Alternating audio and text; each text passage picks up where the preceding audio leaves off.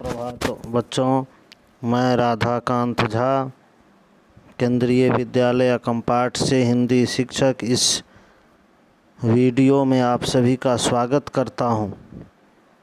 यह छठी कक्षा के हिंदी पाठ्यपुस्तक वसंत भाग 1 का 9वीं पाठ टिकट एल्बम, जिसके कुछ प्रारंभिक अंश हम लोग अपने पिछले वीडियो में देखे। जो किस तरह से नागराजन का नया एल्बम आ जाने के कारण राजप्पा का शान घट गया, वह उससे जलने लगा। आपस में कृष्णन से राजप्पा का जो है सो तू मैं भी हो गया। ये तमाम बातें हम लोगों ने देखी। अब वो आगे क्या किया, उसे अब घर से निकलना, विद्यालय जाना सब मुश्किल हो रहा था। तो एक दिन वो नागराजन से मिलने का मन बनाया।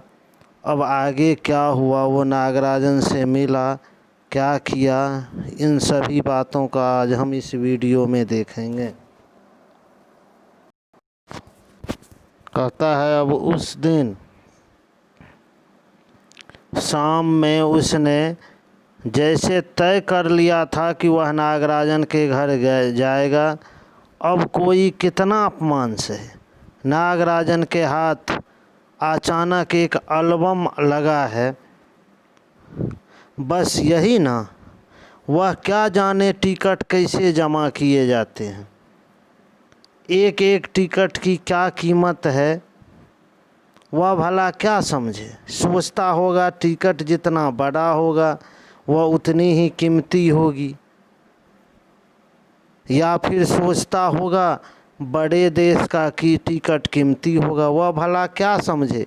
उसके पास जितने भी फालतू टिकट हैं उन्हें टरका कर उससे अच्छे टिकट झाड़ लेगा। बोला जो फालतू टिकट इसके पास है वो दे करके उससे कुछ अच्छा टिकट ले लेगा। कितनों को तो उसने यूँ ही उल्लू बनाया है, बेवकूफ़ बनाया। उल्लू बनाना, बेवकूफ़ बनाना, कितनी चालबाजी करनी पड़ती है। नागराजन भला किस खेत की मूली है, उसकी औकात ही क्या है। राजप्पा नागराजन के घर पहुंचकर ऊपर गया। चूँकि वह अक्सर आया जाया करता था, सो किसी ने नहीं टोका। ऊपर पहुंचकर वह नागराजन की मेज़ के पास पड़ी कुर्सी पर बैठ गया। कुछ देर बाद नागराजन की बहन कामाक्षी ऊपर आई। कामाक्षी ऊपर आई और बोली, भैया शहर गया है। अरे हाँ, तुमने भैया का एल्बम देखा? उसने पूछा। कौन? तो उसकी बहन कामाक्षी ने पूछी।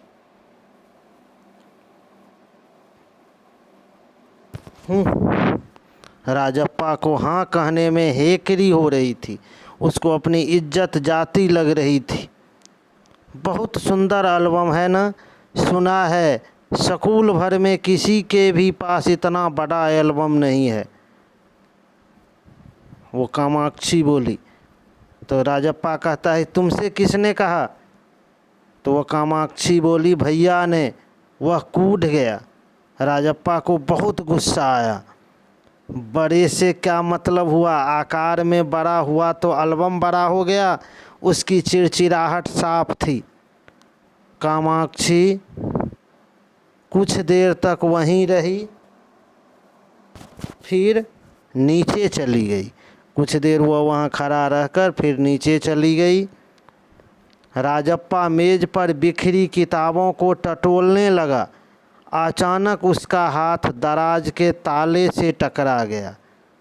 उसने ताले को खींच कर देखा, बंद था।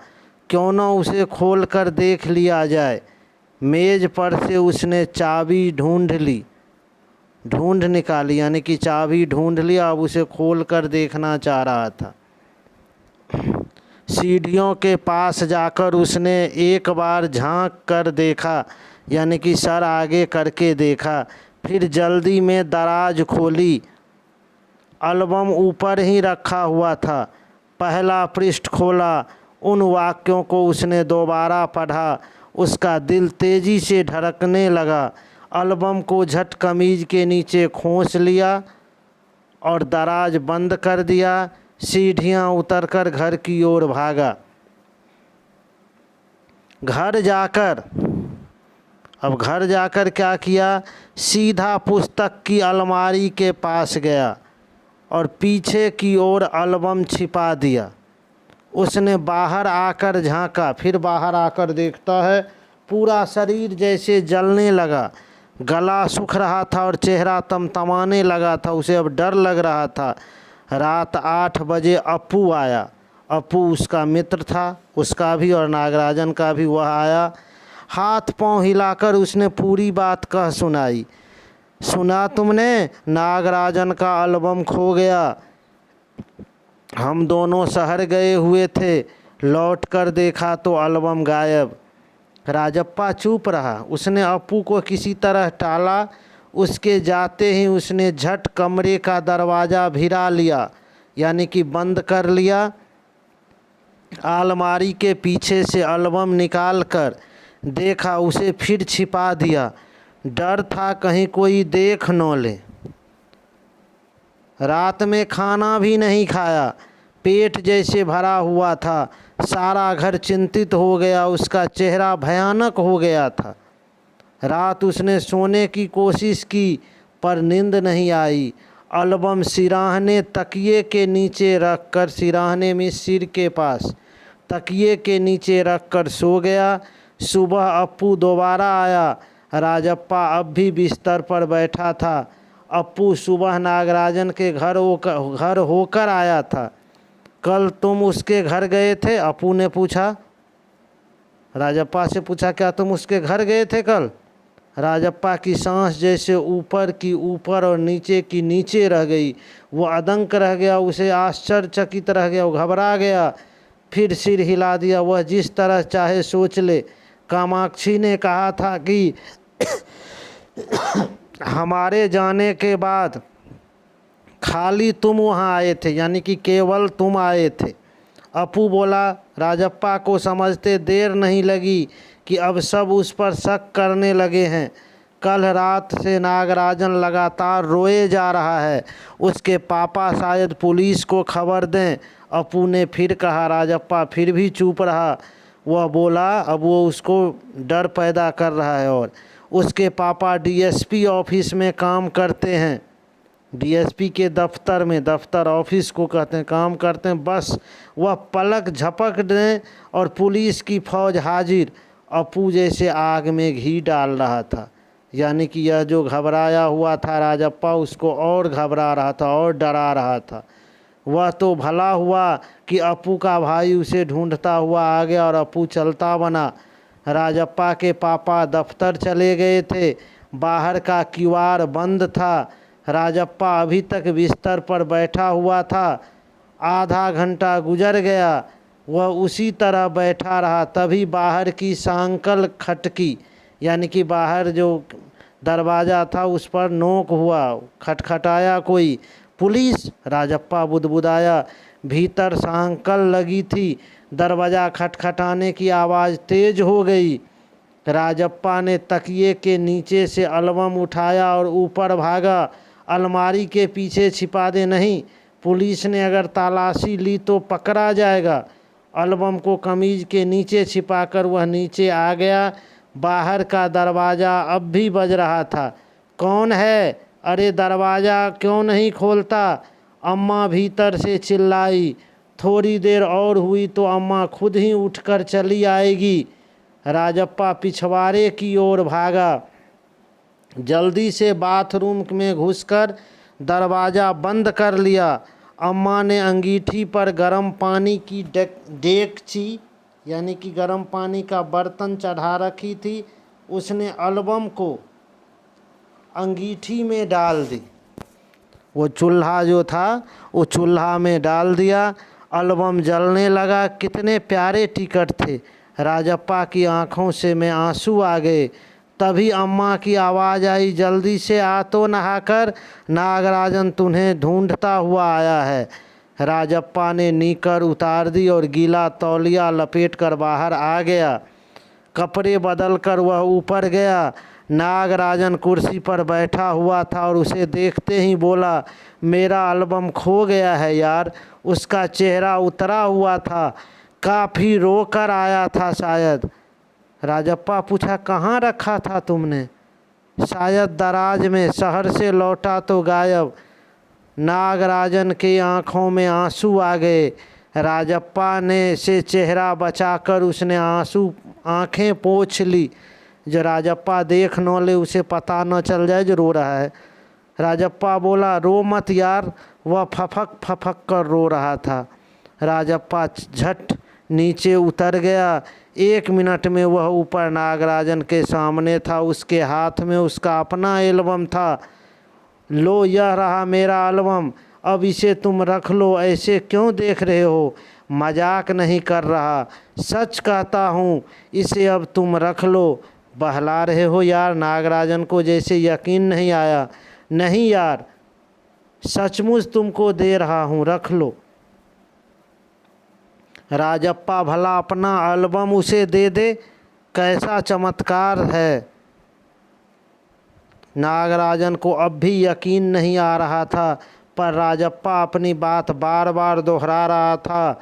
उसका गला भर आया, वह रोने को हो गया। गला भर आना, रोने लगना, ठीक है मैं इसे रख लेता हूँ, पर तुम क्या करोगे?